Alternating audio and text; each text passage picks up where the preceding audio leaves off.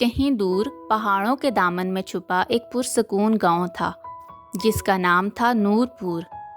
یہ گاؤں اپنے چشموں، سبزہ زاروں اور پرندوں کے نغموں سے جانا جاتا تھا۔ اس گاؤں میں رہتی تھی شبنم، ایک نرم دل، مہربان اور ہمدرد لڑکی۔ وہ سب کی مدد کرتی، بزرگوں کو دوا دیتی، بچوں کو کہانیاں سناتی اور فطرت سے دل کی باتیں کرتی۔ مگر شبنم کی زندگی اتنی آسان نہ تھی۔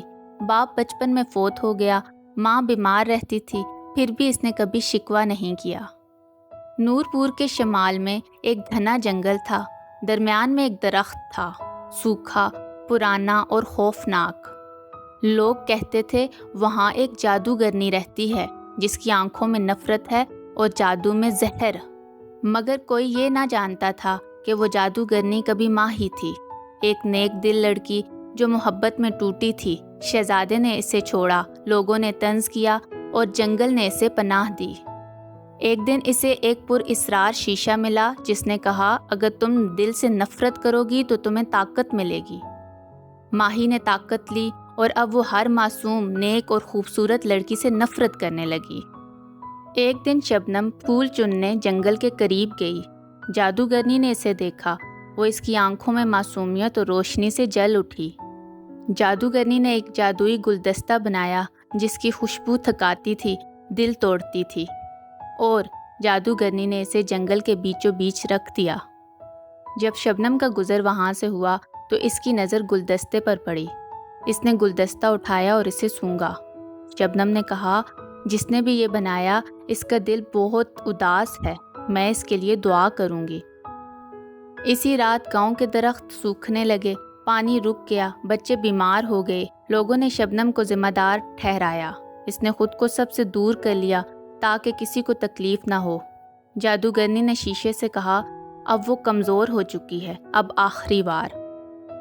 شبنم یہ بات جان گئی تھی کہ جادوگرنی کا دل بہت بری طرح سے ٹوٹا ہے، جس کی وجہ سے وہ گاؤں کے سبھی لوگوں سے نفرت کرتی ہے اور گاؤں کو تباہ کرنا چاہتی ہے۔ ایک رات شبنم چراغ جلا کر سیاہ درخت کے نیچے جا پہنچی۔ شبنم نے کہا، تم چاہو تو مجھے ختم کر دو، لیکن میں تم سے نفرت نہیں کر سکتی کیونکہ تمہارا دکھ میرے دل کو چھو گیا ہے۔ جادوگرنی کی آنکھوں میں آنسو آ گئے۔ کوئی مجھے پہچان گیا؟ اس نے اپنی چھڑی زمین پر ماری، سبز روشنی سے ایک جادوئی بیج نکلا۔ یہ میری ساری طاقت ہے، محبت کے ہاتھ میں آئے تو روشنی بن جاتی ہے۔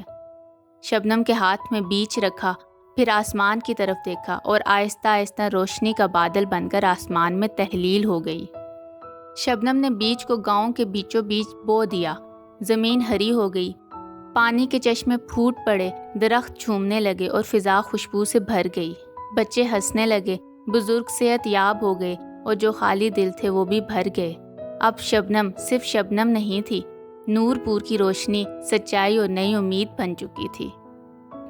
اگر آپ کو کہانی پسند آئے تو چینل کو سبسکرائب، ویڈیو کو لائک اور شیئر کرنا مت بھولیں۔ شکریہ۔